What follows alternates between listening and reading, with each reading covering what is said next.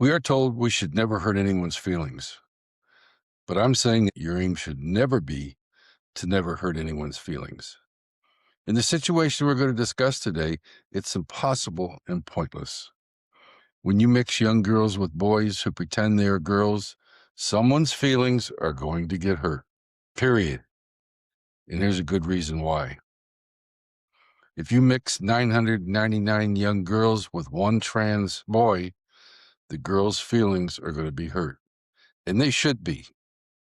If you deny a trans to use the young girl's shower or locker room, the trans feelings are going to be hurt. So what do? Do we hurt the feelings of 999 girls or one boy? To me, the answer to this one seems to be easily answered and very logical. I'm Tim, and welcome to the news channel of Wise Old Farts. We intend to discuss items that are front and center of today's society and media. We're going to say things out loud that the media is scared to say or won't touch. You don't have to agree. My job is to make you think about the realities of situations. So let's get started. But before we start, I have to give a legal disclaimer. I'm not a lawyer, and the information shared in this video is for entertainment, education, information, criticism, comment, and review, and news reporting purposes only. All statements and views expressed are my personal opinions and should not be considered legal advice. Always consult a qualified legal professional for guidance on legal matters. So today we're going to talk about the issue of boys in girls' locker rooms, and less frequently girls in boys' locker rooms. I ask you this question: should 999 girls have to give up their rights, their safety, and their security just so one person doesn't get their feelings hurt? What is more important, young girls' safety and security or feelings? Think about that. Now, the dictionary.com defines pretend as to appear falsely, to deceive, feign, to make believe. So in the world of trans, we have a lot of different pretending going on here.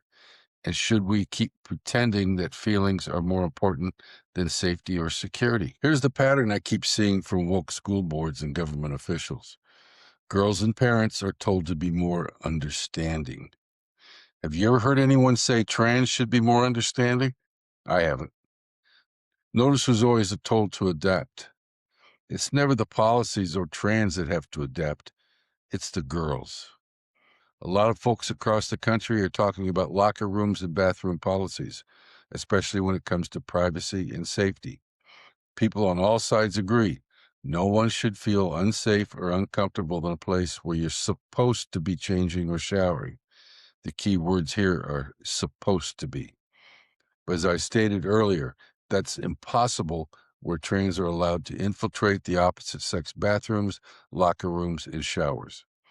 There's always going to be someone or many that feel uncomfortable with mixed sexes in a changing room or shower, especially with young children. This is where the impossible shakes hands with reality. School boards must stop trying to be the feelings police. For once, try to be the reality police. This is the United States of America, where people are constitutionally secure in their persons, houses, papers, and effects, especially their persons. School policies cannot and do not trump your constitutional rights as a citizen.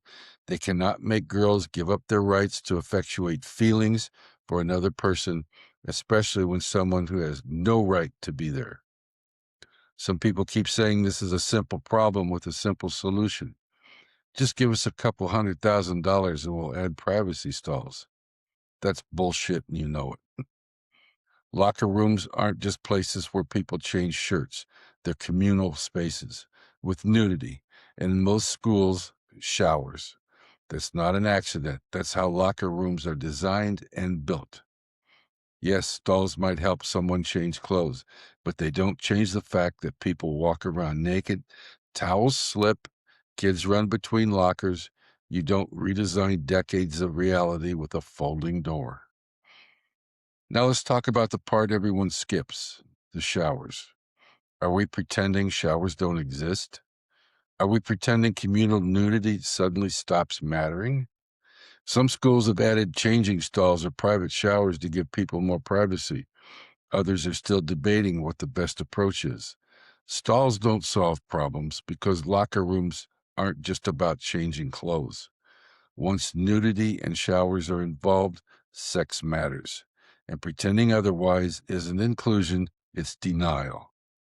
The core issue isn't about making sure that all trans don't get their feelings hurt. It's about making sure everybody's rights are respected, and that includes both privacy and protection from harm. And no, trans don't have a legal right to use a girl's bathroom. It's a made up right by woke school boards and government officials.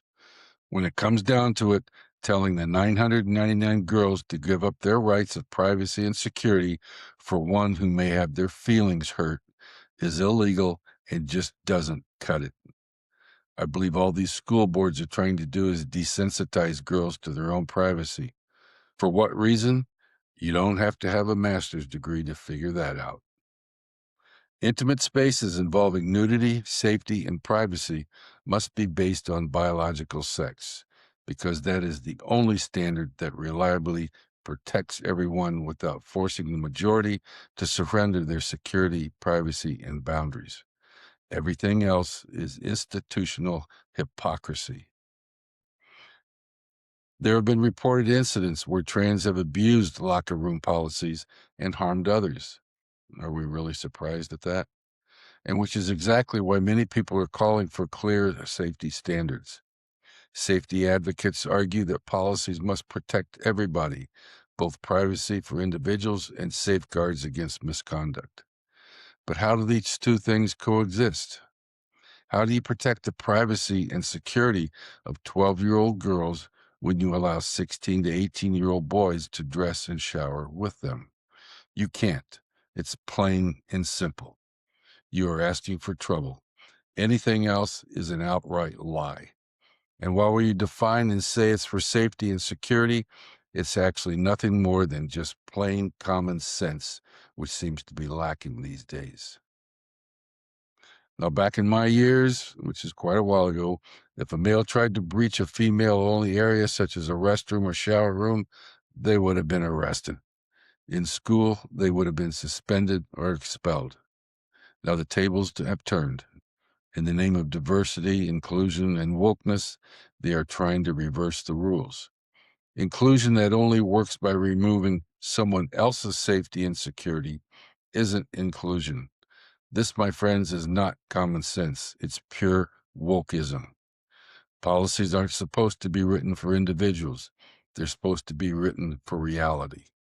It's about acknowledging that policies must account for misuse, because schools are responsible for preventing harm, not reacting after it happens. Policies for locker rooms have to protect the privacy of the overwhelming majority. In spaces involving nudity, biological sex is the only clear, true, and honest objective standard that doesn't require girls to surrender their privacy or their safety. When it comes to locker rooms and showers, inclusion cannot mean asking hundreds of girls to give up privacy and security so a single exception can be accommodated. That's displacement and entitlement, and again, goes against all common sense.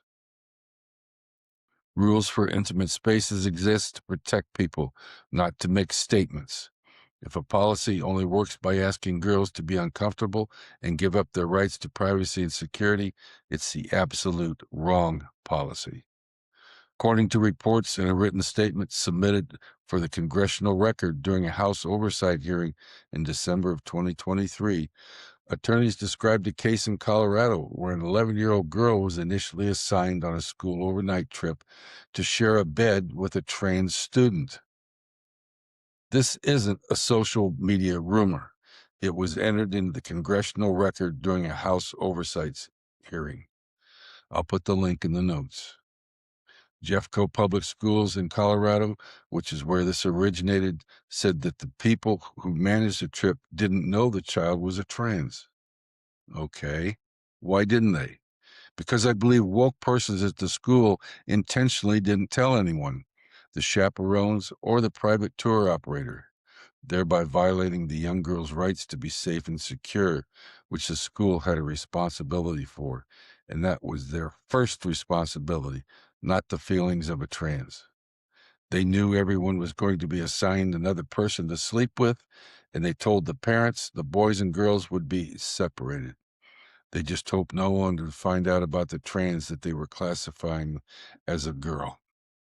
I condemn this kind of mismanagement. This is totally out of line and may even be criminal. If the girl had been assaulted, who would be responsible? What are they going to say? I'm sorry. I guarantee you they would try to weasel out of everyone being responsible. Now, thanks for listening. I hope you enjoyed this discussion. If you would like to join in, please let us know in the comments section. This is Wise Old Farts. See you next time. Please like, subscribe, share, and leave a comment below.